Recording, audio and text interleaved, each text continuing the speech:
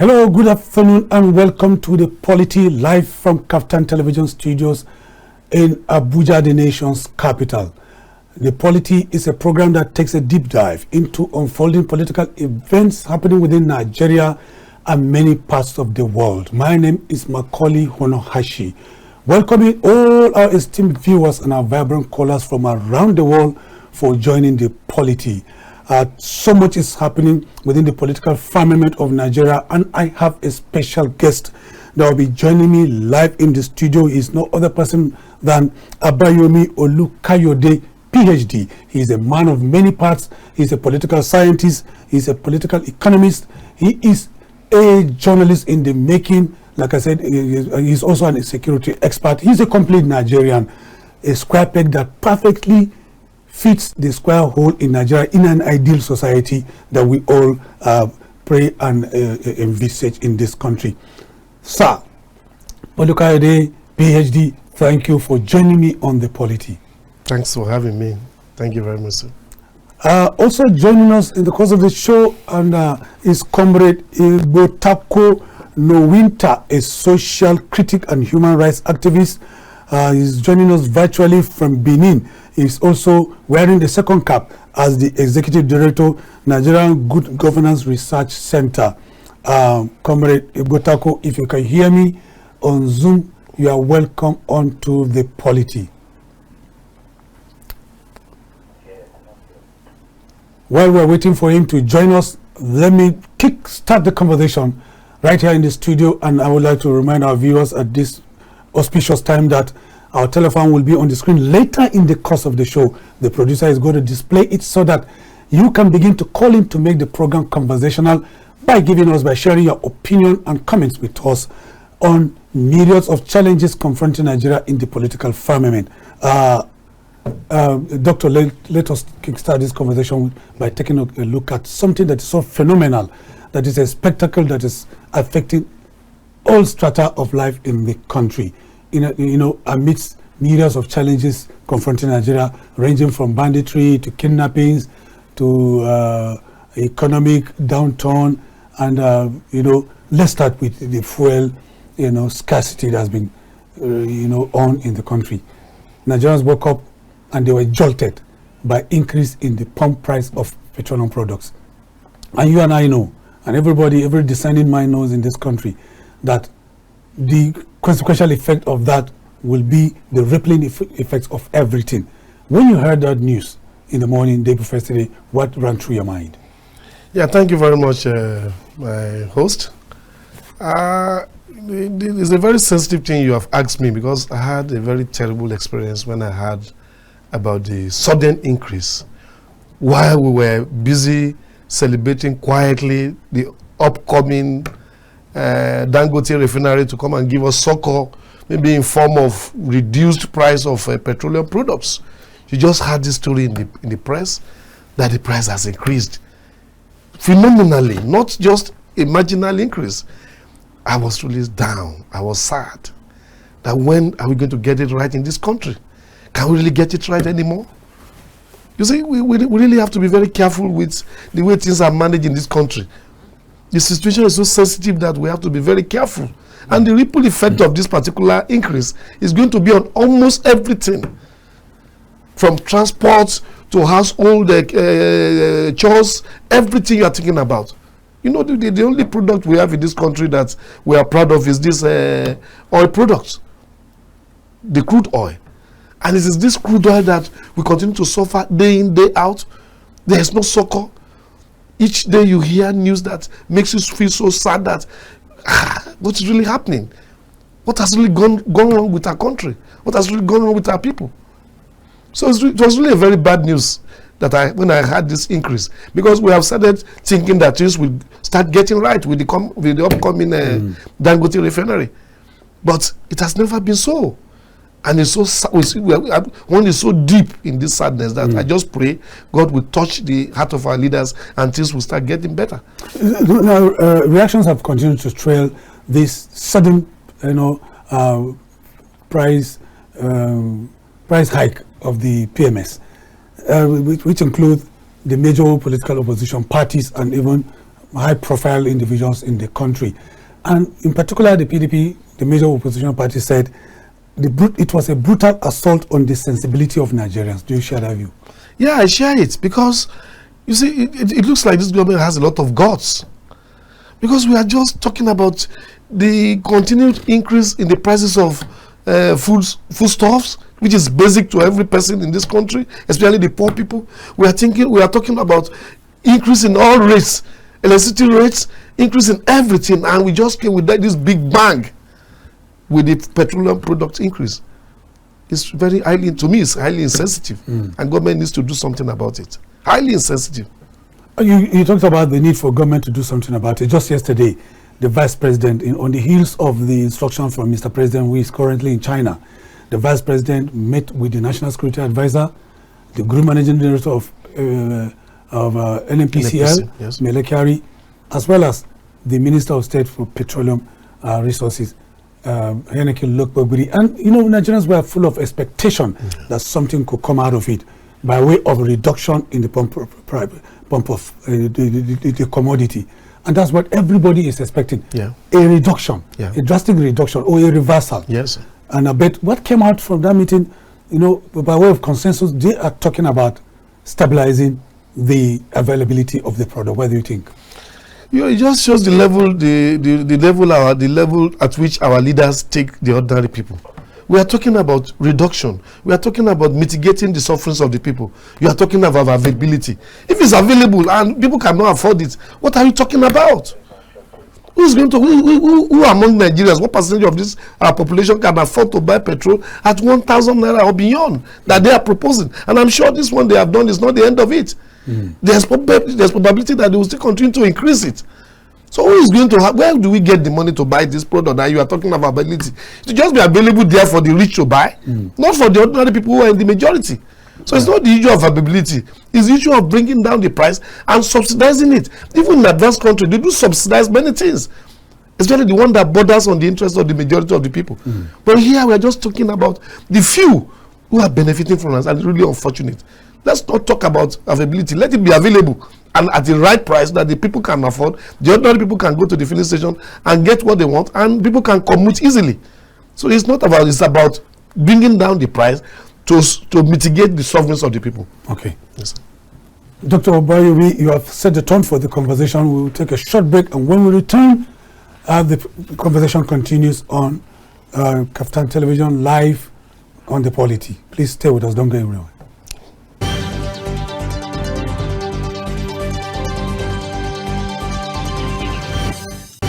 For more than a month, there have been long fuel queues in the Federal Capital Territory and across other states, with no substantial explanation or remedy from government authorities, including the Nigerian National Petroleum Company Limited. This week alone, the petroleum pump price has increased to over 900 naira, yet long queues persist. This dire situation has frustrated many Nigerians, especially residents of the Federal Capital Territory. Taxi drivers recounted difficulties they faced in obtaining the country's own mineral resource. In fact, I cannot tell you exactly, because yesterday in this MRS, I bought fuel here in the morning, though there was queue, but the queue was moving. I bought fuel here. When I came this very morning again, the situation changed. Everything changed, and we stand even right from that very morning, right from 8 o'clock I was here. 8 o'clock till this hour, it's not moving, and they are not selling. They say they are waiting for the next order. So we don't know. We don't know where we are now. For them to keep silent as they are keeping silent now, it is very bad. It is very, very bad. We are pleading for them to step into this gate and help us. Some taxi drivers said they spent 2 days in line only to return home with an empty tank. They are calling on the government for intervention. Look at what I'm eating since morning. I have been here since after 8. After 8 o'clock, that left my house to go to work. And there was no fuel. I came here, I discovered they are sending. Later, a call came from above that they should stop sending. And we are here waiting. In fact, I have interviewed the manager for several times. They say we should wait, we should come down. Very soon they will have a call to start sending fuel.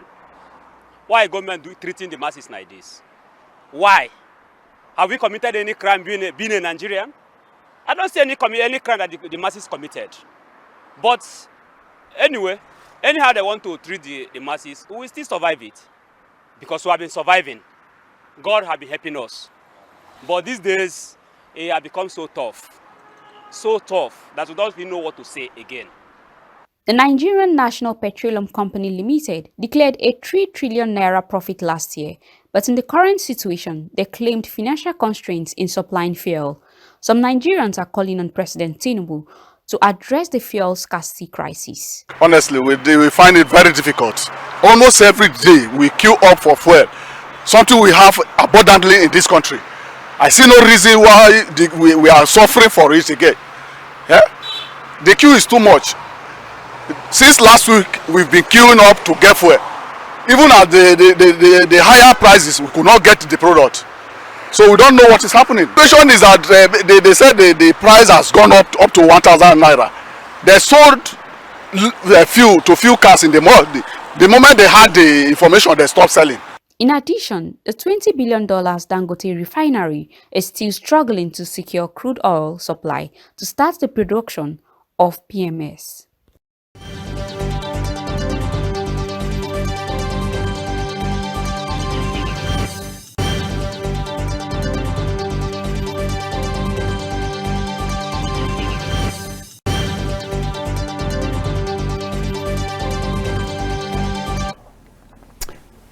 Welcome back. If you are just joining us, this is the Polity Live, coming to you live from the KAFTAN television studios in Abuja. My name is Macauley Hunohashi, and with me is still Obayomi Olukayode, PhD, political economist. We are taking a look at myriads of challenges confronting Nigeria, but we are starting with the politics of fuel price hike in Nigeria. You have listened to the Vox Pop, from Nigerians bearing their minds. And there's this popular saying that voice of the people is the voice of God. Yeah. Vox populi, vox Dei. What's your reaction to what they're saying? Because they are all complaining in the same token. The people are saying the truth. The pains are so excruciating, so unbearable, that you start asking yourself, why did God make me a Nigerian? Some people would have been pushed to that level. But we don't have to regret, because I know one day there'll be solution to this problem. Our leaders just have to be sensitive to the needs of the people. We have to look at what is really directly affecting the livelihood, the daily livelihood of the people, so that they can help us to tackle those problems directly. And that's the essence of being in government, to provide for the welfare of the people and for their security. All these areas of the people's need are being neglected. Or maybe they are not being adequately taken care of. Don't let me say neglected. Because they will say they are trying their best. But their best are not good enough for us now. Nigeria is in a very bad state. We need a surgical operation to bring Nigeria back to its normal state of well-being. The people are really suffering. And what they have said is the truth that is happening on the street. And government really has to hearken to the voice of the people. That is the situation. Now, Dangote has released his products. What were you expecting? Because we've been hearing so much talk about the fact that whenever Dangote's products, is made available, it will bring down the cost of fuel, but the reverse is the case. Were you disappointed? Really disappointed. In fact, that's why I was telling you, I was down about 2-3 days ago when they announced this increase.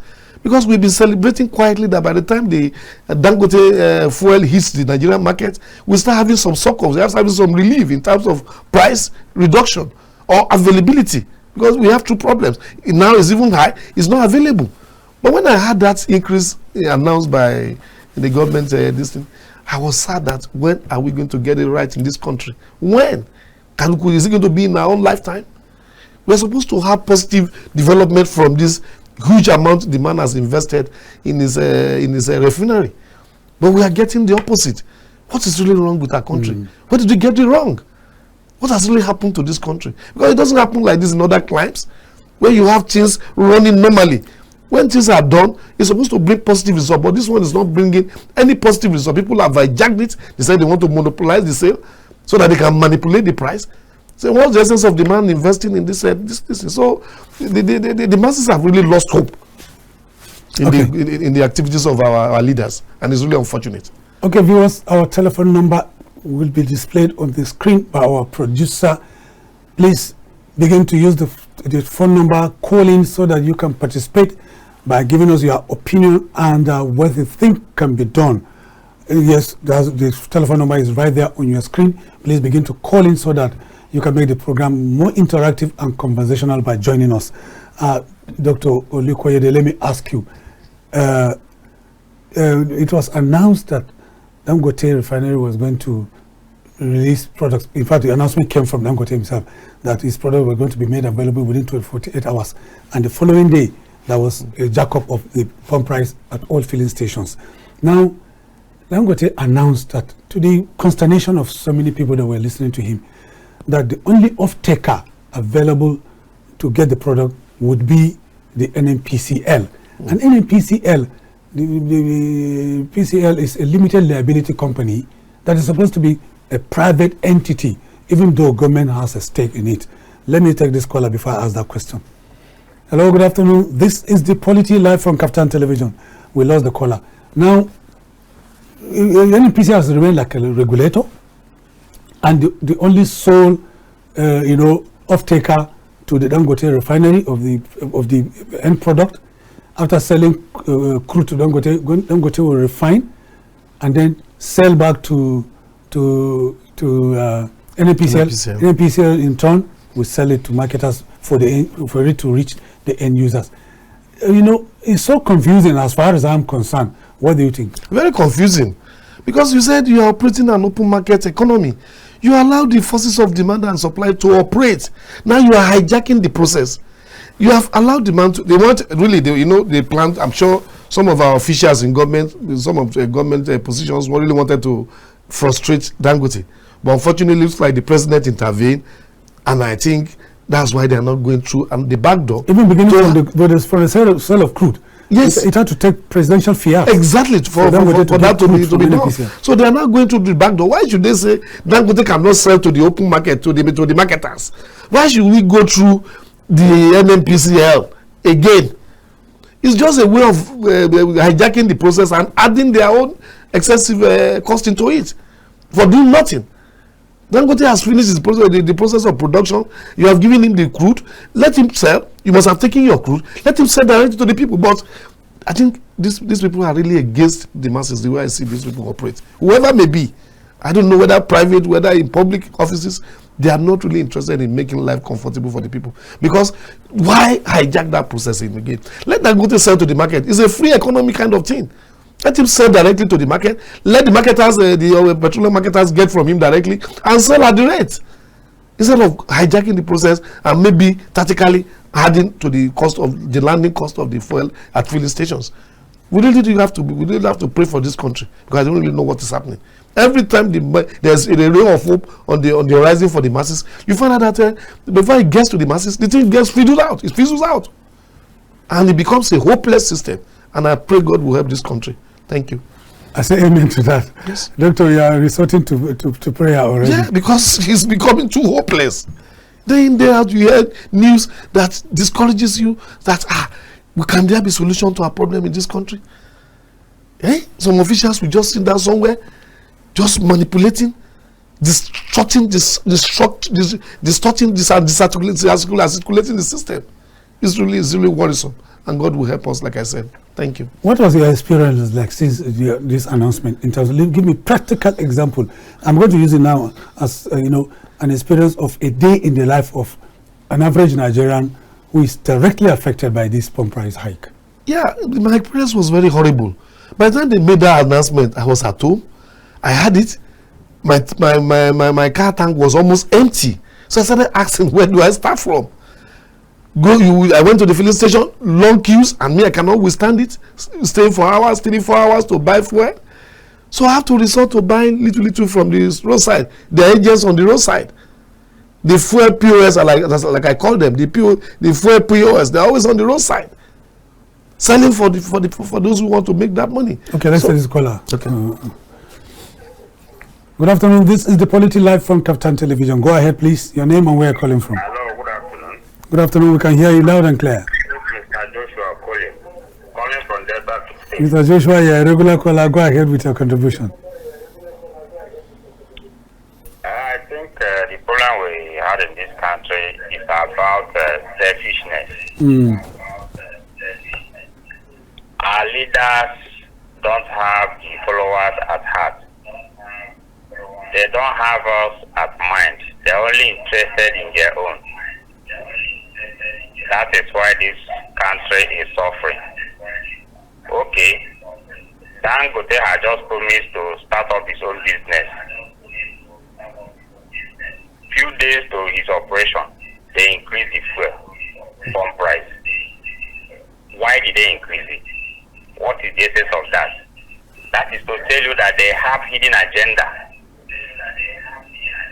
They are only there to make their own profit, make their own gain, and allow the masses to keep suffering. It's painful, but I know certainly God will intervene in the affairs of this country. In Jesus' name. Amen. Thank you, Mr. Joshua from Delta State. I want you to react to this allegation that there's so much secrecy in the petroleum, subsector of the country, and there's also this grievous allegation, although unsubstantiated, that the government is secretly paying a whopping 5.4 trillion naira as fuel subsidy within the year 2024. How do you react to that? It looks like a unsubstantiated claim, but the way the thing is playing out now, it has shown that they are paying subsidy because they have jacked up the price to cover that thing they said they are not paying, which they are really paying. So it's a very vicious circle. We're just moving around at one particular spot in a very pitiable and very sorrowful manner. You keep on telling the people you have no subsidy is gone, and you keep on paying under the counter. And at the end of the day, you have not come out to tell us that the landing cost of fuel is not what you have been selling, and that's the essence of this increase. And in any case, now that we will have the local source of getting the fuel, why are you increasing it? We are no more taking it from abroad, from other countries, from Malta, that they say they have a refinery there. It's not going to be locally sourced. So what is the essence of the increase? Is it to even sabotage Dangote so that when they start supplying directly, people will start shouting that there's no difference between when we were importing or now that we are sourcing it locally? Maybe that's what they are trying to do. Okay. So at the end of the day, they'll go back to their business of importing fuel.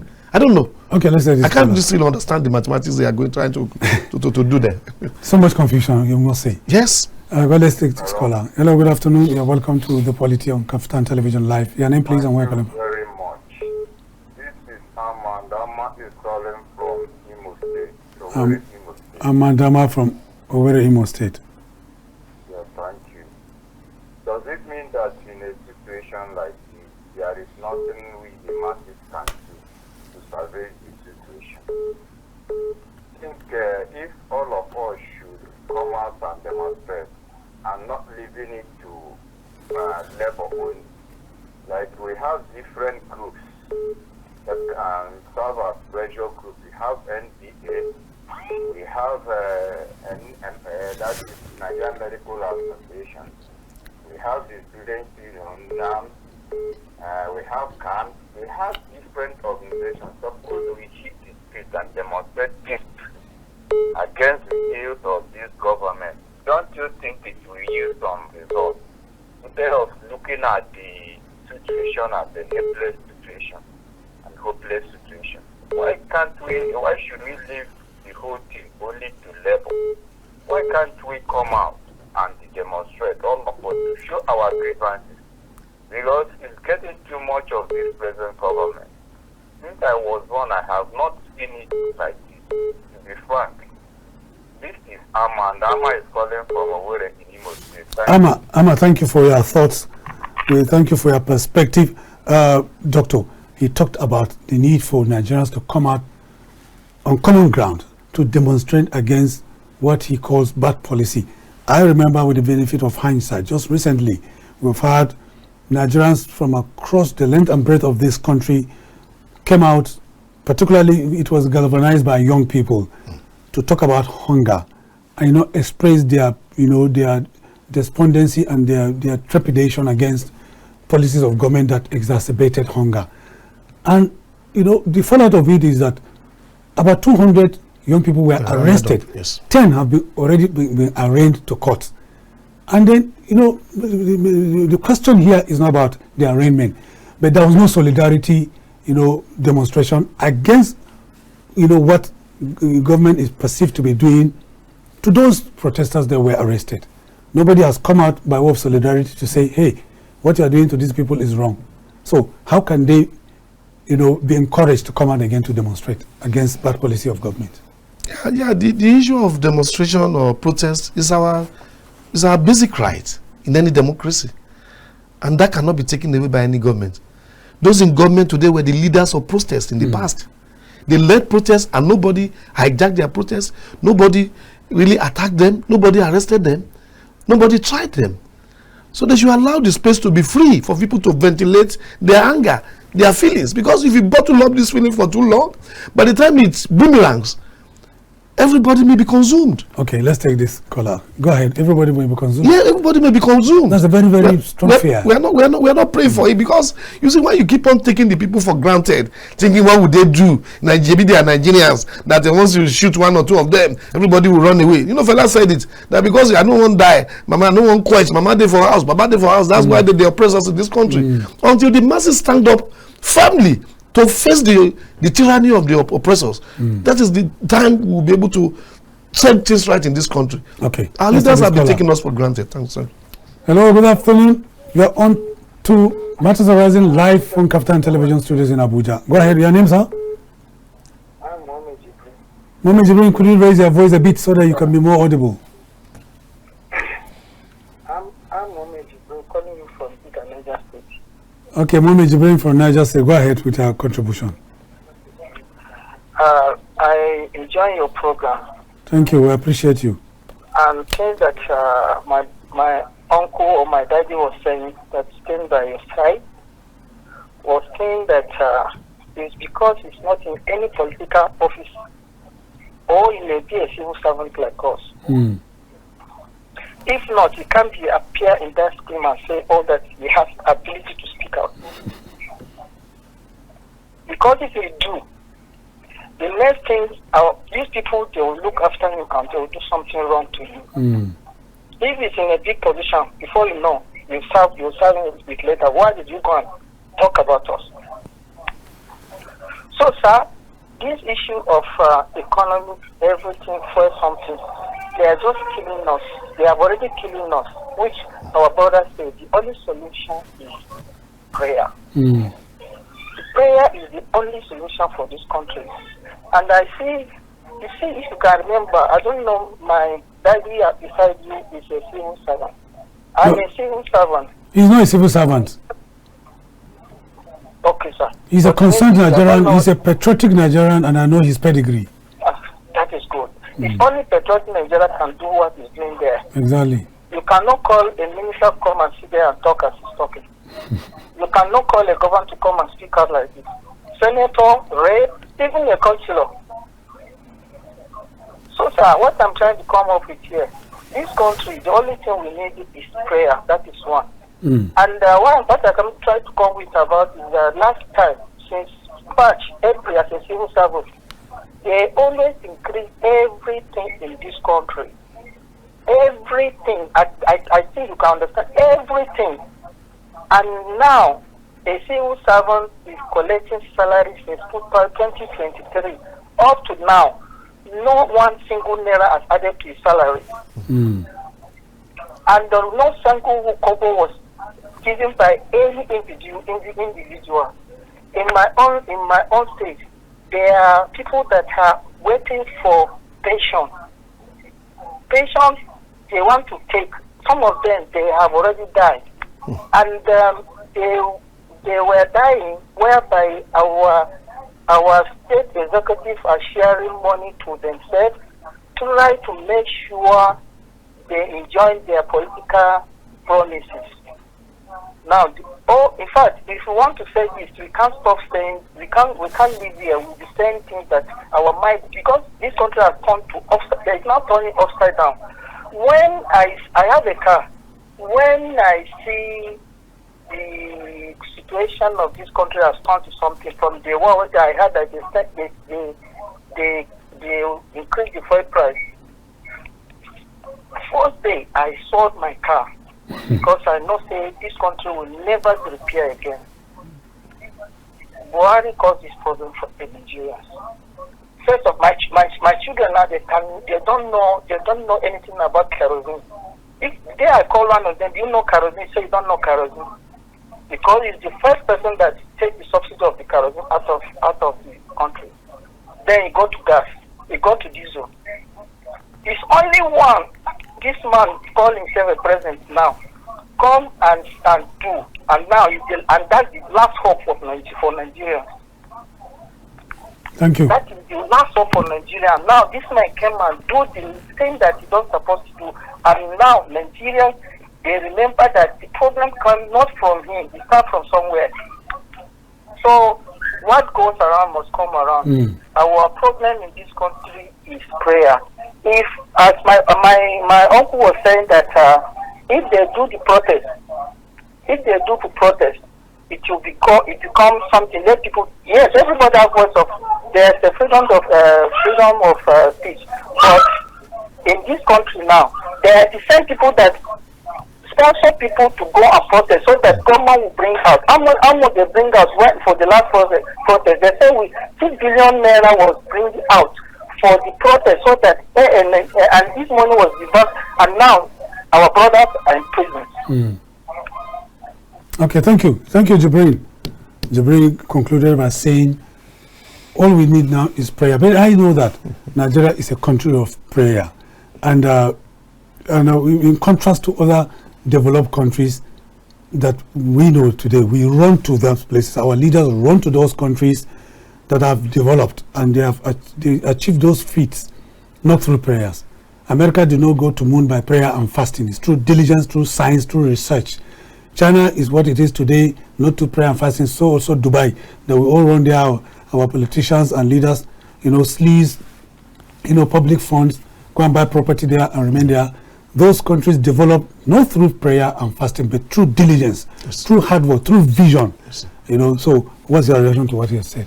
Yeah, why one is not deriding the efficacy and effectiveness of prayers, because there's nothing we can use to replace prayers in our life. We should not be naive to the extent of thinking you can pray without walking. In those days when we were in primary school, maybe you remember, our school badge will get walk and pray. Walk and pray. That is always the motto. Yeah. Walk and pray. You have to walk. It is after you walk and you do the right thing that God blesses the work of your hand, your efforts. Okay. So we have to really do something. Okay, let's hear this caller. Yes. Good afternoon. This is the Polity live from KAFTAN Television. Please go ahead. Go ahead. Your name, please. Okay, my name is Amma from Obayomi. I called back. Yeah, you called back from Imo State. Yes, Amma, the same person that called before. I remember very well. Go ahead. It's your show. Yeah, it's your show. Go ahead. Nigeria has been a prayerful nation. Yeah. We are not lacking as far as praying is concerned. We have churches, mosques, and even traditional religion. All of them, we are all busy praying. But all this prayer has not solved our problem. I think the solution lies on what I said before. If all these prominent groups should come out and demonstrate, like if MDA comes out and demonstrates, the Nigerian Medical Association comes out and demonstrates, even the Bishop Council, all these prominent people come out and demonstrate to show their grievances. Let us see how the government, the present government, will clamp down on all of them. I don't think it will be possible. So that we show them and the entire world that things are not moving well in Nigeria. Okay. Rather than resorting to some people saying, pray, pray, pray, pray. We have been praying. We are not lacking as far as praying is concerned. So it has not helped us. This is time to, do something practical to show our grievances. That is the way I look at it. Okay. Thank you. Amma from Obayomi. Thank you, Amma. Amma, as usual, his perspectives are very, very, articulate. He is not discounting the efficacy of prayer. Yeah. He spoke in tandem with your position, but he's saying that I quite agree with him that if we need to galvanize ourselves and come on a common ground, He mentioned Nigerian Bar Association, workers, textile unions, students, market women. If everybody would close ranks and come together on common ground, we can confront what we believe is antithetical to the progress of this country and to our, happiness as a people. How would you react to that? Yeah, I think that is what we need to do. Like I said, you have to walk before you pray. It is when you plant that you can water, and God will bless your produce. It is not only by praying, because I saw something online sometimes when they said there was a faulty transformer in a street somewhere in Lagos, and the transformer has been giving the people problems, and the next thing is that they have to do prayer session to revive. I laughed. It was so... They went spiritual. Without looking for solution to repair the transformer. Maybe because it has gone beyond their understanding. That's why they went that way. The transformer demystified all interventions. Intervention. Exactly. So we need to resort to prayer. Exactly. On that note, let's take this caller so that he may give us another perspective. Okay. Good afternoon. This is the Polity from KAFTAN Television Live. Please go ahead. Hello. Good afternoon. We can hear you very well. Please be a little bit louder. Okay. Good afternoon. Good afternoon. You don't need to shout. Just a little bit louder. It's your show. Yes, this is Okuke. Yes. Okay, Okuke. Actually, yes. Yes. This country is going astray. Please, could you turn down the volume of your television set, or take some steps away from the TV, and then go ahead. Yeah, it's all right. That's more like it. Go ahead, sir. I think we lost the caller. Somebody's on standby. Hello, good afternoon. So they resorted to prayer to solve a problem that only science could do. Can solve. That is the kind of country we are in. People have become so skeptical and you don't blame them for it. It's a sign of total loss of hope in the existing system. It's a sign of total loss of hope. Okay, he's calling back. Okay. Hello, go ahead, Olukayode. Good afternoon. Good afternoon, please. Your name and where you're calling from. Good afternoon. Good afternoon. Go ahead, sir. Good afternoon. Good afternoon. We can hear you loud and clear. Yeah. My name is Emmanuel. I'm calling from Abuja. Emmanuel from Abuja, go ahead with your contribution. What I want to say is that the problem that we are facing in Nigeria today, not even the presidency, is from the National Assembly. Okay. Because they are not doing what they're supposed to do at the right time. Okay. I could remember when they increased the tariff. The minority leader Kakakos came out to say no, they are not going to agree. They are not going to agree. What happened? Nothing happened. Even this one that is happening now, I want to promise you that nothing is going to happen. Because majority of them are already in the hand of those people. Majority of them, when they go to oversight function, they have been pocketing with the envelope. So they cannot have any right to go and talk to those people. Some weeks ago, Dangote come out and said somebody has a plan in Malta. There was a committee set up by the National Assembly to investigate that. What happened? Nothing. Till today, nothing happened. You want to tell me, and even the president himself, he said that there are cabal in the petroleum sector. So you want to tell me that I do not know those people? Or is it not part of the cabal? So until all these things is being done, all these things, who are the cabal? They call them. If we cannot fight them, the masses will fight them. The masses tell us that this is a person that's a problem of Nigeria. We the masses will go after that person. We the masses will go after those people one by one because they are the problem of this country. The country is blessed with everything. I don't think any country in the world is being blessed like Nigeria. I don't think any country in the world is blessed like Nigeria. But we have everything that we're supposed to. In fact, somebody come in your section, somebody said something some time ago that Nigeria can be buying fuel by 15 naira per liter if they go into it and find out what is the problem in the upstream, not even the downstream. Somebody in your studio. Yeah. And the guy said, if they doubt, let them fight him. You don't fight the guy, because all of them are in the group. They are the group of people that are making sure that we are suffering what we are suffering today. Some people cannot even eat. Some people cannot even go out to work because of what? They don't have transport. But there are some people that are sitting down on top of the money. Sitting down there, billions of naira. As we are talking to you now, they are receiving millions of naira. They are receiving a net of millions of naira. One day this country will bust out. But we should not pray for that, because if that can happen, none of them will survive it. None of them. And if it happens, at least those people that survive will benefit it, because that's what we are looking for. Okay. Revolution is what is going to solve this country. Because if people are very, in fact, they are heartless. They are heartless. Majority of them are not even in Nigeria yet. They are somewhere there. Majority of them, their children are not even there. Their children are not even in the school here. So we are suffering every day. One story, other story. Thank you, Ima. God bless Nigeria. Thank you, Ima, for your perspective. Ima is a regular caller to this program, and I think his conclusion is that he mentions something that Nigerians will not want, we will not like to hear. It may sound unpalatable in the ears of Nigerians, and that is that this thing has come to stay. And he has pushed all the blame in the doorstep of National Assembly members, saying they cannot do anything. They are lame duck, they are hamstrung because of their complicity in the challenge. And how would you react to that? But he also said he fears that Nigeria may collapse, and when that happens, even them cannot survive it. Yeah, but when they collapse with the system, they have a way of taking their flights when there is trouble.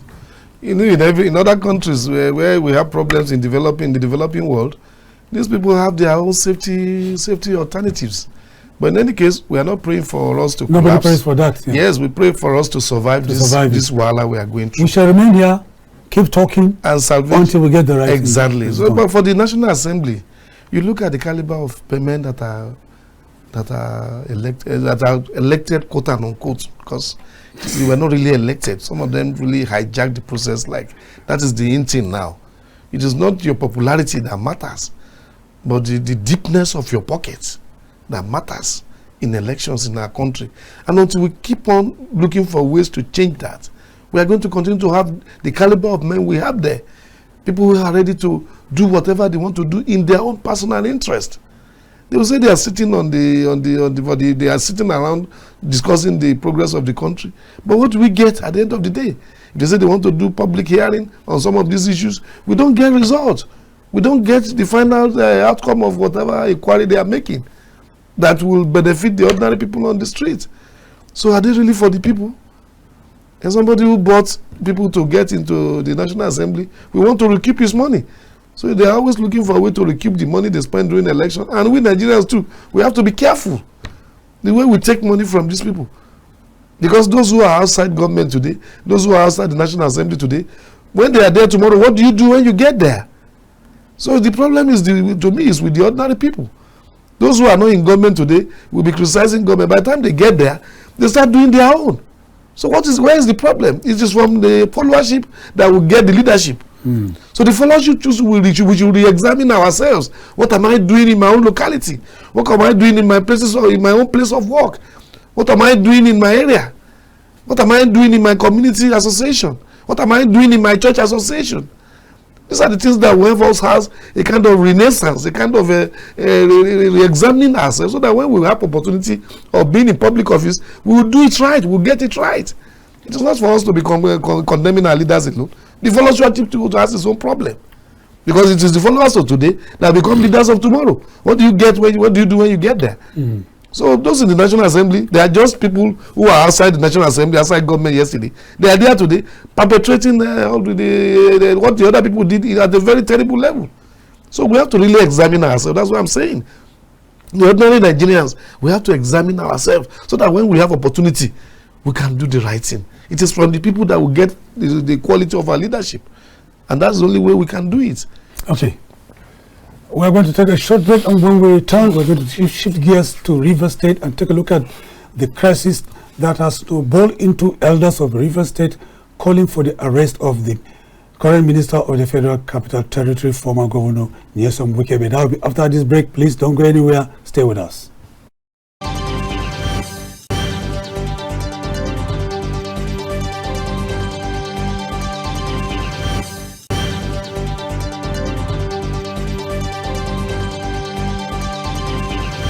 Hallelujah! Watch out for a glorious moment on television. It's the Heavenly Life with Pastor Sam Praise Itomo, live on KAFTAN Television every Sunday 6 to 7 p.m. with live calls on the program. You are in for an unforgettable encounter on television. The Heavenly Life with Pastor Sam Praise Itomo. Expect a special touch of God in your life. You can call into the program on 0901 133 5329. Again, 0901 133 5329. The Heavenly Life with Pastor Sam Praise Itomo is coming to you courtesy of Praise City Garden Ministries International, Ministers Hill, Maitama, Abuja. It's the Heavenly Life with Pastor Sam Praise Itomo, live on KAFTAN Television every Sunday 6 to 7 p.m.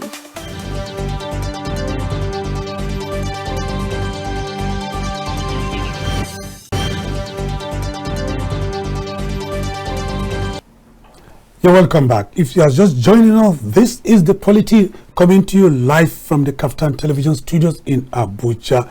And my name is Macauley Hunohashi. We're taking a look at the entire gamut of Nigerian political firmament and unfolding political events. With me in the studio is Dr. Obayomi Olukayode, PhD. Doctor, let's make a transition from the disturbing pump price hike to something that is happening, the political crisis in River State. A fortnight ago, governors of the PDP, that's the major opposition party, met in Taraba State and they came up with a communique. Part of the communique was the unanimous decision to hand over the structure of River State to the current governor of River State, Siminalayi Fubara. And then a few days later, NIGCOMSAT, the political godfather of Siminalayi, who is now currently the Minister of the Federal Capital Territory, reacted by saying no one has the right to take over his own personal structure and hand over to somebody. He addressed congresses in the state capital. Siminalayi Fubara, the governor, was conspicuously absent. And there, he did say, and he even mentioned Bauchi State, that he will make the states controlled by the PDP governors ungovernable. Particularly, he said you set fire in those states. And there are reactions. Elders from River State had gave a press conference yesterday led by former Governor Rufus Ada George of River State to say Wike should refrain from referring to the structure as his personal own.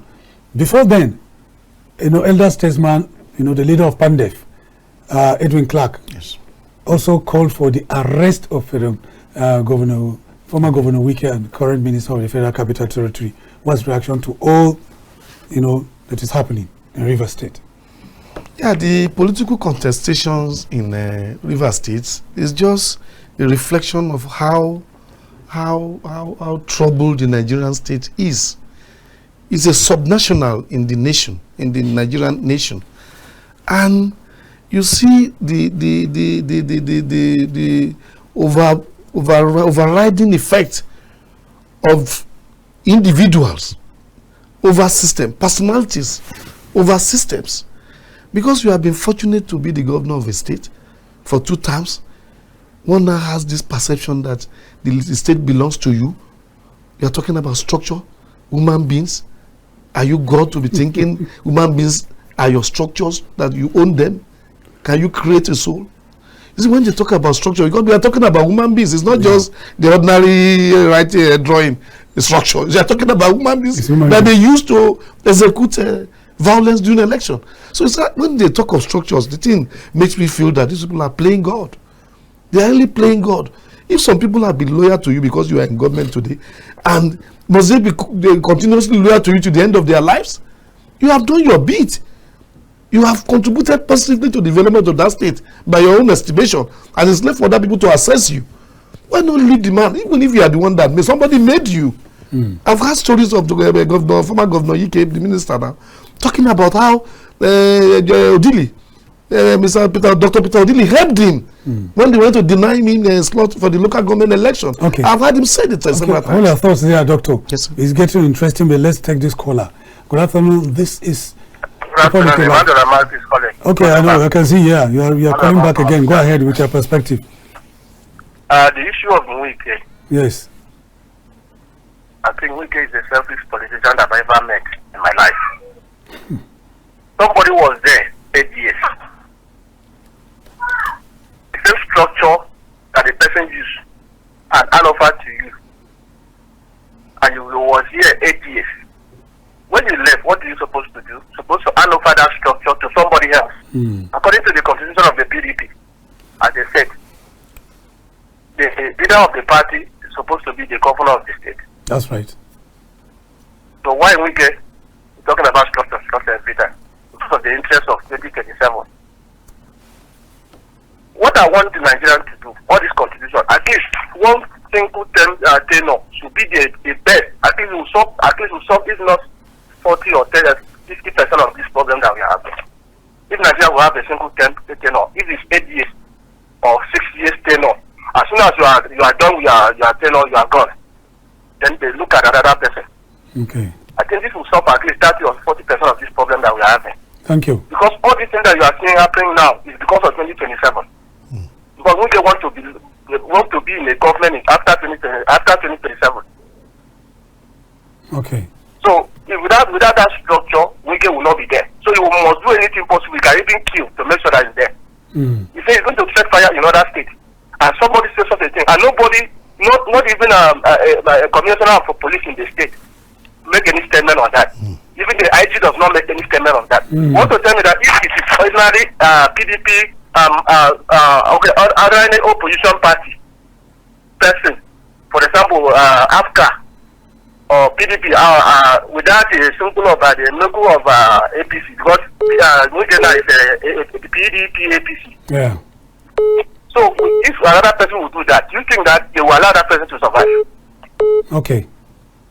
So that's what I can say. Thank you very much. Wike is working for APC. Yeah, so anything that is mean, APC will not say anything. Okay. That's our contribution. Thank you so much. Thank you. Well, we're going to take a short break, and when we return, the program continues. We're talking about reverse politics, not politics of fuel price. We have moved from that era. That will be after the break. Please join us. Please.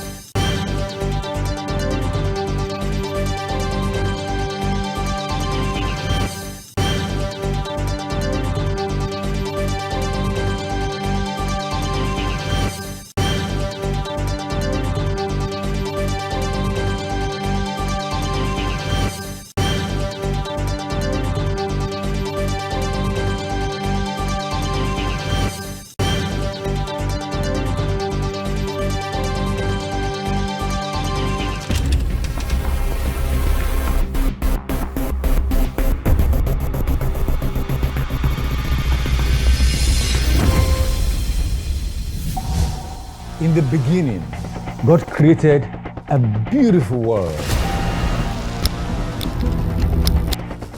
3, 2, 1.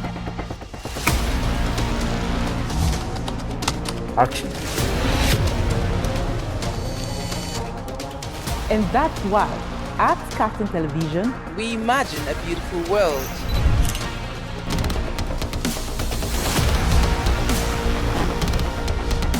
We are not just bragging. We blaze the trail in broadcasting. And it is about you. At KAFTAN TV, Broadcasting is not just about information, education, and entertainment.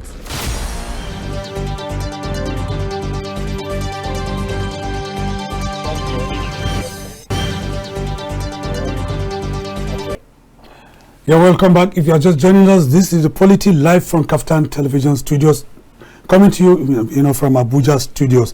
Dr. Obayomi, we're talking about the politics of Rivers State, and for you to open your mouth to say, as a minister, as a serving minister, that you are going to cause fire in some states, and you've never, you did it openly before a large audience, before a large crowd, before cameramen and reporters.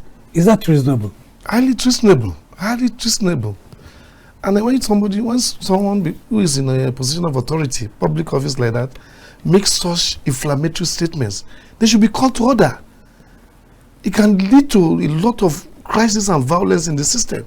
Because if you are threatening to create violence in a sub-nation, in a sub-national that is part of the nation, you are creating problem even for the people in there who are put you in office. You can't continue to shoot problem all over the place. If you are fighting politically, how do you extend that to Bauchi State? Threatening to cause disturbance of the peace is wrong. The security agencies, you call him to order. And the new mind, the SSS, should talk to the minister. Okay, let's take this caller. Hello, good afternoon. You are on to the Polity live from KAFTAN Television Studios. We are appraising Rivers political crisis. Go ahead, please. Your name and where you are calling from. Yes, thank you once more. It's still Amma from Owo. Go ahead, Amma. This is your show. Go ahead. We appreciate you. Yeah, I'm a first-time caller. Okay, go ahead. Yeah, you see, about Wike and what he has been doing. Sometimes, if any of you could please give me a genuine answer. What makes Wike so powerful? And another thing is, it's quite obvious that Wike has been committing anti-party activity against so-called PDP. So why has PDP not sacked him up till now? That's my two humble questions. Thank you. If any of you can answer the question. Maybe Doctor may be able to give an answer, provide an answer to that. Because I've heard Wike said nobody can sack him, nobody can even sanction him in the party. He has said it, on several occasions, that nobody is waiting to see who is going to sanction him, in PDP. I think they are just being afraid unnecessarily about his disruptive tendencies and abilities, because I'm sure they are afraid that if he's asked to leave, he can do a lot of things that would disrupt their system. And maybe some of them are also considering some of the good things he has did in the past, and some of them are his friend. And I'm sure is a strategist that must have planted some people in the PDP hierarchy and network that will be trying to influence the powers that be, not to be able to do anything against him. Okay, I have a follow-up to that, but let's take this caller. Hello, good afternoon. This is the Polity live from KAFTAN Television Studios in Abuja. I'm still Mohammed Jibril, that's a call area. Okay, go ahead, Mohammed Jibril. Yeah, I appreciate the program is very interesting. Thank you. And as you say, it's open for people like us. Yes. To express our feelings. Yeah, you're right. It's your show. Go ahead, it's your show. As doctors say, doctor has said a lot of things concerning the situation of this country, because he had free mind to speak out. But there are things that are killing us this country. That's why I'm not talking about the Wike or all things. The main problem of this country, my own thing is that the constitutional right of this country is not well done. You see, there are people in this country, they don't even supposed to exist by now. I know that because if those people are still existing, Nigeria will still having more problems. But I say already, but when doctor speak, he end up everything in prayer. But it's now denying to say prayer cannot work for this country. But let me tell the doctor, if not because of prayer, as wide as Nigeria is today, this country will have even faced more problems that other countries are facing. Okay. It's only prayer. Prayer keeps us, and it's contributing to our health, especially we ordinary citizens pray and we cry to God. Seafood now, a noodle of rice, a noodle of rice is almost 3,000 naira. What is a daily for ordinary poor man? So you see, if you let me, another example is that see China, as Doctor said, see China, see Pakistan, see Saudi Arabia. Those are countries like South Korea, North Korea. If anything happens like embezzlement, what is the outcome of it? I think it claims life. This penalty. We know and we see it by ourselves. Death penalty is the answer to all this problem. When in China they took people and to execute, like as they are carrying cows to amateur because of chief other things. And in this country we don't have that kind of thing. Everybody do his own wish. If they steal money, if they carry them to court, they will take fine, they will take 100 lawyer, and then the next thing at the end of the day, they say they bail the person when steal money, 100 or 500 million naira. He pay money from the money that he steal, and then the next thing you will never see him in court again.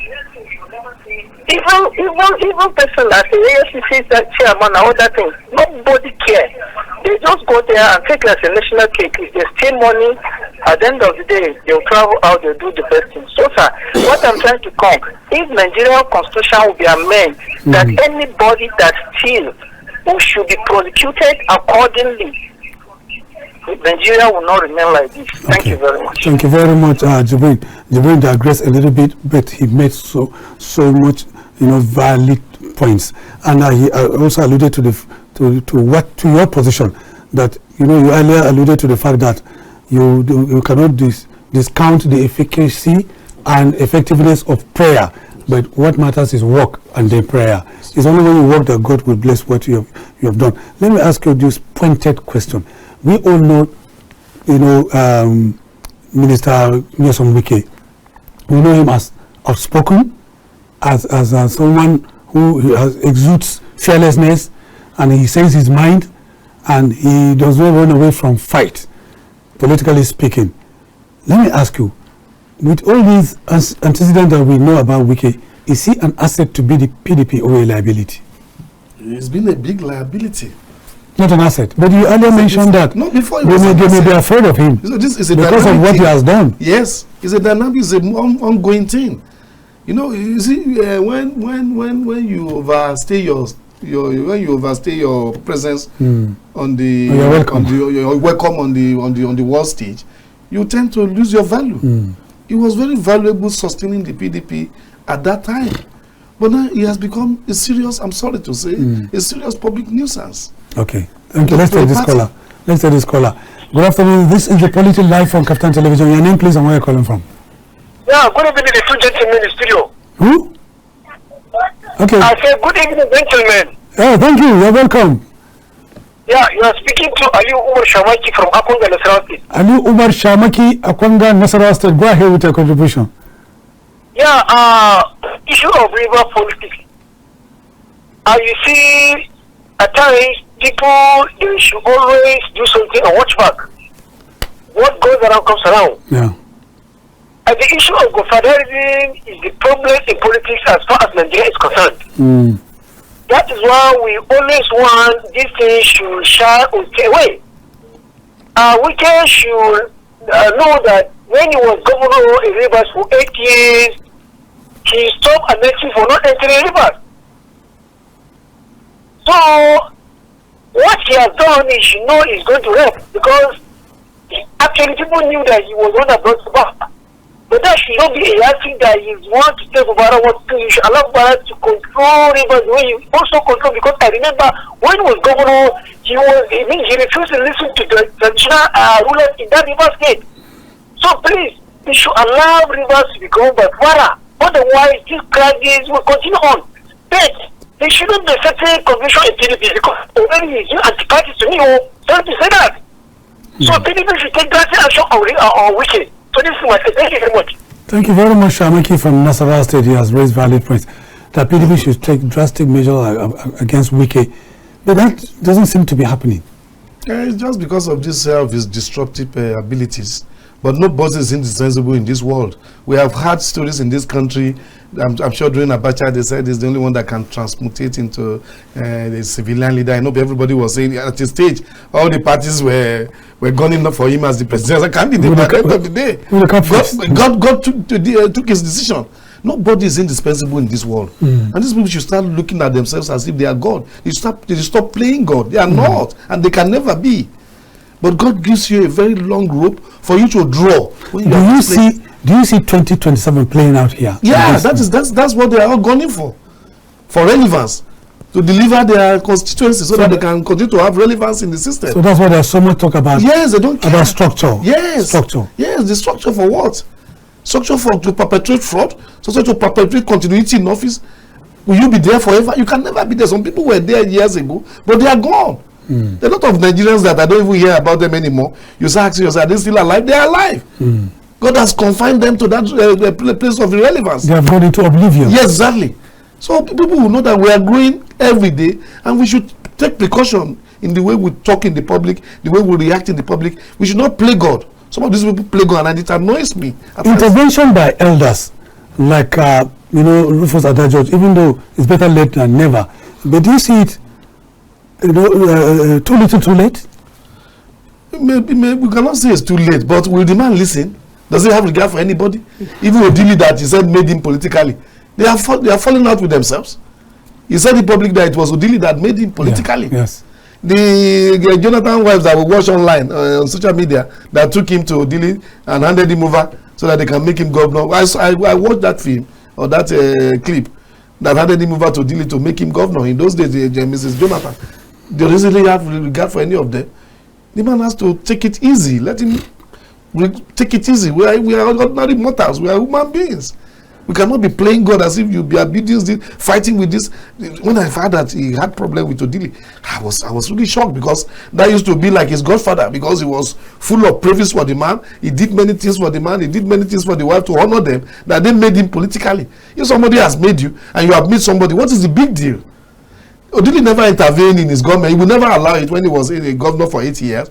He had a free hand in doing whatever he wanted to do, because he believed the people has given him the mandate for that for those 8 years. No, Odili never intervened. That's why the fact that you said it was Odili that put him there. Okay, let's take this caller. Hello? Okay, go ahead. Yeah, so you should allow the man to have free hand in administering the state so that you can have progress. There's a lot of problems in that state. The state is not moving forward. A lot of things going on, and people are suffering. Please, they should leave this state and let it grow. It is one of the most buoyant states in our nation that is supposed to be doing well. But this crisis has brought that state to its knees. And it's affecting governance. Yes. It's affecting governance. Yes. It's affecting development. Seriously.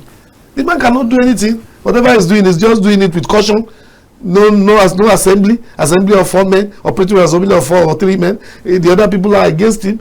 You see, the whole thing is in disarray. They should think of the interest of the people and let this thing stop. They should think of the interest of the people. We are not going to be there forever. If you like play games, at the end of the day, you play yourself out of the game, and you won't know. We have the head of state in this country that said they step aside. They didn't know when they step aside because they were confused. You know, when you're a mathematician, you are on the field of play, the former footballer, mathematician. At times you play yourself out of the game if you are not careful. You're very careful. So please, they should pipe low, Mr. Wike. Please, just allow this thing to. You have your own beat you have been given now, an assignment you have been given. First that one, leave Fubara.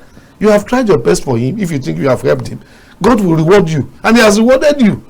The way of the world, to me, it may not be a good reward, but the way the world sees, you have been rewarded. So first this FCT assignment, which you are I believe you are trying your best in doing.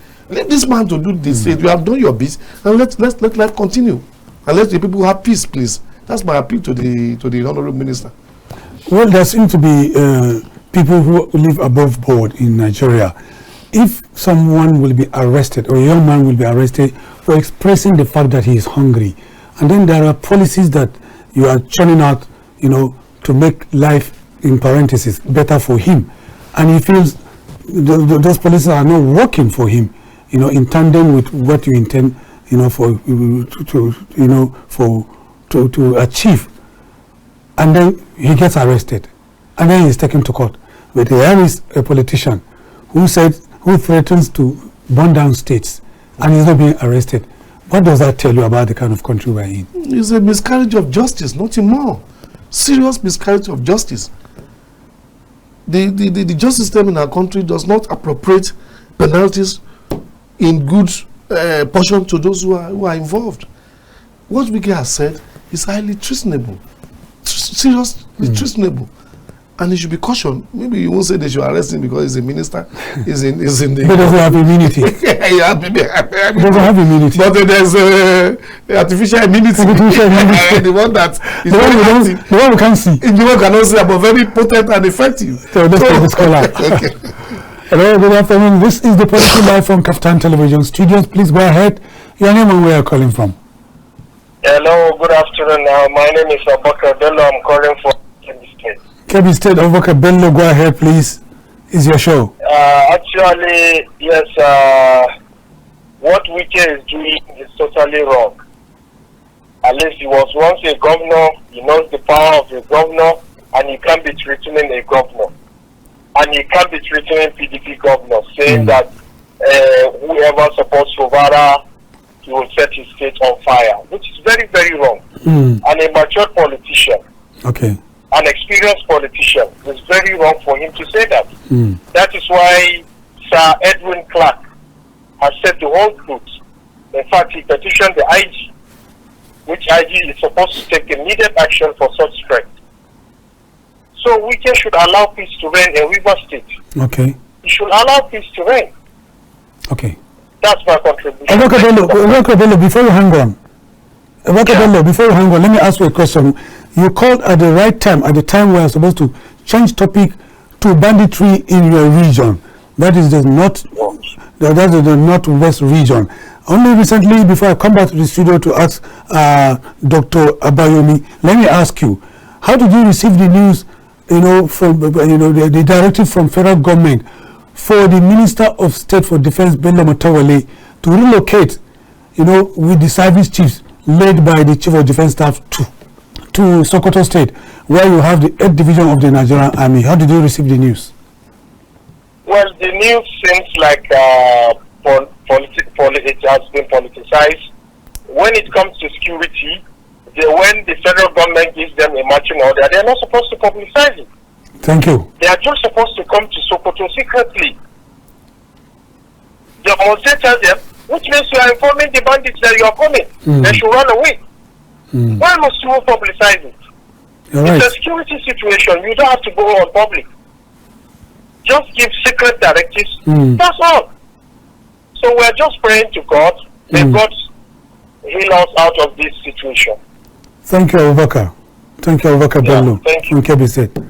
Well, Doctor, we are going to change the topic on the screen. Let me tell my producer to do it right away. Maybe he has gone to sleep. Doctor, we are talking about the directive by federal government through the Minister of State for Defense to relocate to the northwest region. You heard Abubakar, and Abubakar spoke my mind. Do you need to announce your strategy? You have been a security personnel. You are going to move to Sokoto State. You make it a ceremony, and then you announced it that the minister should give directive, should order service chiefs led by the Chief of Defense Staff to relocate to Sokoto State. Believing that the bandits will be waiting for you there, they will go to sleep and wait for you. Well, there are contiguous states with vast swaths of land that they can as well move there. And these are ungoverned areas. How do you react to that? Yeah, that statement to me is dead on arrival.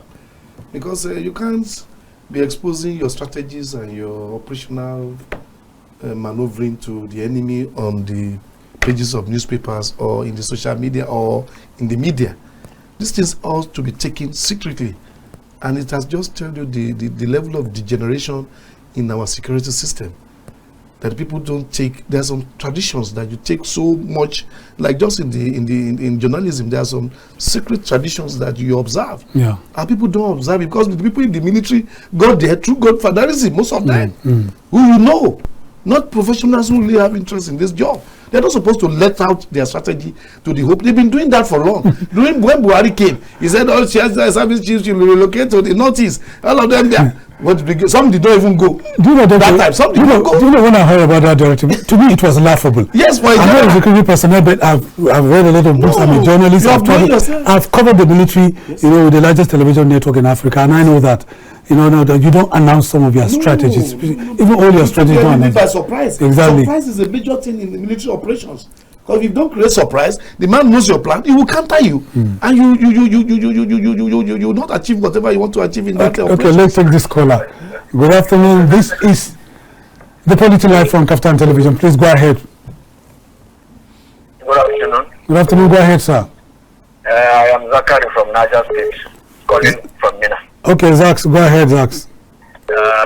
My contribution on the issue at stake now, banditry and impact of SG directives, yes, is so worrisome that the security personnel, before they are sent for operation, there will be a national broadcast before they get there. And these people in the bush, in fact, they are becoming smarter than they train security themselves. And so you are sending somebody to go and attack an enemy, and then you are telling the enemy that you are coming so date, you are coming so date, and then the enemy will now sit down and wait for you to come and kill him, or what do we really want in this country? Exactly.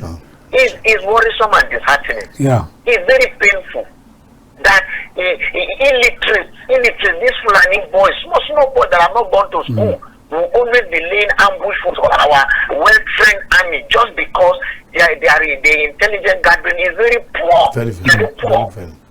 At this stage, you are launching an attack on your enemy, and your announcement has gotten to your enemy. How will you solve it? You not see that. It's painful. It's painful but laughable. The rate at which these Fulani guys are killing our brothers, the army personnel, security agencies, I am telling you, it's very, very terrible. Few months ago, my own brother was killed, a detective from the DSS in that Sokoto there. We buried him two months ago. Yeah. So I feel pain. I feel pain that a security issue that are supposed to be very, very, very germane to this government have become market issues. I think you want to announce the price of petroleum. Thank you. You wake up in the morning, they announce it on the social media. That's how they announce when security personnel are going for operation with these enemies of state. It's touching. Thank you so much. I can resonate with how he feels. He's so sad. Doctor, when I heard that announcement and I waited with bated breath, the next thing we saw was that's the following day.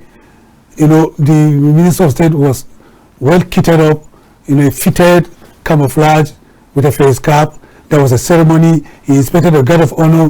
You are launching an attack on an enemy that had held us to the jugular for decades.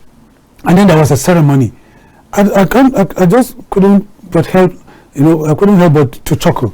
Let's take this caller. Hello, good afternoon. This is the Polity Live from KAFTAN Television. Yeah, good afternoon. I came by because this topic is very interesting. Very interesting. Shamaki from Akwanga. Akwanga, go ahead, Shamaki. Yeah, you see, the truth is just pitiable. We both have to say it. Macauley, being the state defense minister, he was the governor of Zamfara for 80 years. Yeah. This issue of insecurity started during his time. What has he done? Nothing. It is a shame and disgrace this is happening in the northern part of state. But I know what last speaker said. If a security agency want to mount a target on banditry, must they go and publish it or say it on air? It's very unfortunate. So that means there's no secrecy. So something needs to be done. People cannot longer to farm, cannot longer go to their farms. People cannot longer sleep in their homes with their 2 eyes. Why is this happening in another part of Nigeria? Okay. So something needs to be done urgently before the lives will be wasted. Thank you very much, and God bless you. Thank you, Sir Shamaki. You can also feel the pain in Shamaki's voice. Doctor, I have interviewed people who say they have strong suspicion, they hold strong suspicion against, for what had happened. That, for you, this kind of operation is called special operation, and it comes with special funding. That the attraction is not the success of the operation, but the funding, which will be turned into a conduit pipe for sleaze. What do you think? Yeah, it's true, because some of these operations that are being carried out, they have been heavily funded by government. I've been in service before. Because when they say they are special operation, you get something fantastic. But these days, do they really allow the funds to be allowed to get to those who really do the work, transform into action on the field? My brother, no. Because before they will turn it to a contracting, they turn it to a camouflage ceremony, playing to the gallery, trying to tell the people, this is how deceit, my brother. The real action, military action, takes place in secret. The planning should be secretive, the execution should be secret. You should take the enemy by surprise. And that is when you have a successful operation. But when you have announced to the world that you are coming to, the man will not wait for you. He will only lay an ambush. And that's why they'll be killing them through ambush. They will lay ambush for them. Okay, talking about ambush, yes. That deployment, or relocation to the northwest region coincided with the spectacle, very sad spectacle of Nigerian military losing 2 armored personnel carriers that got stuck in the mud, according to the stories we were told. And then there are the Bello 3G, a kingpin, a bandit kingpin, came to the scene, after the military abandoned those 2 personnel carriers. According to the video they released, they said they got a catch of ammunition. Yeah. And then they removed the catch of ammunition, made away with them, and burnt down the 2 armored personnel carriers. What was that? I saw the film on social media when they were removing the ammunition. That was a disastrous outing for that team that went to that area. And it's a fallout of this idea of announcing. But do you know that some people even suspect that it is a decoy to supply them with arms? Maybe so. There's nothing Nigerians cannot do for money. Maybe some of the soldiers that have even compromised, or some of the personnel have compromised, or some people will just, maybe not the people in the team, some other people outside the team can compromise, give them information about the movement of the team, and the people will be caught in the crossfire. Okay, let's take this last caller. Good afternoon, you are live on KAFTAN Television. POLITY, please go ahead, your name and where you are calling from. My name is Shaba Abubakar, I'm calling from Kano. Okay, go ahead, sir. Shaba Abubakar. Thing that you are witnessing. Thank you, sir, for what you just said now. Okay. That makes a very wonderful statement. Thank you. They are not serious. They don't want to stop it. I'm telling you, they don't want to stop it. They are making money out of it. Politicians are profiting from this crisis. The military are profiting from this crisis. They don't want it to end. Nowhere in the world, you can ask any security analyst, nowhere in the world, you tell your enemy that you are coming. You don't do that. Even those who don't attend school, they know this. If you really want to track your enemy, you don't tell him you are coming. You don't ambush them. You finish them. If they want this thing to end, it will end in a week. I'm telling you, it will end. Nigerian soldiers have been to Liberia, Sierra Leone, mention it. Sudan, Angola. They don't want to stop it, sir. They don't want. The politicians are benefiting from this crisis. Let's say ourselves the truth. Thank you very much for your time, sir. Thank you. Thank you so much. Thank you so much for your calling. Abubakar from Kano. He strongly believes, just like he's speaking in the minds of so many Nigerians, they don't want it to end. But you mentioned something earlier on. When it is time for it to consume Nigerians, it will consume everybody. Even if you run to Dubai, or you run to London or America, where you have purchased a home for yourself and your family, what about your immediate family? What about your nucleus family? What about your ancestral home? You will leave it and it will be consumed. Dr. Obayomi, I thank you so profoundly for finding time to come on the polity. You agree with me that Dr. Obayomi Olukayode, PhD, is a prolific contributor to this conversation. Political economist, journalist, political scientist, international relations expert. He's a man of many parts, and he's also a security expert. We're going to do this next time, in the nearest future. Please, thank you most profoundly for finding time to come. Thank you for having me, sir. Well, all comments by our numerous callers are their personal opinion, which has no relationship with the editorial policy of KAFTAN Television. My name remains Macauley Hunohashi on behalf of our producer Ruben Okala and the entire production team in the Master's Control Room. Thanks for being there and see you next time. Bye-bye for now.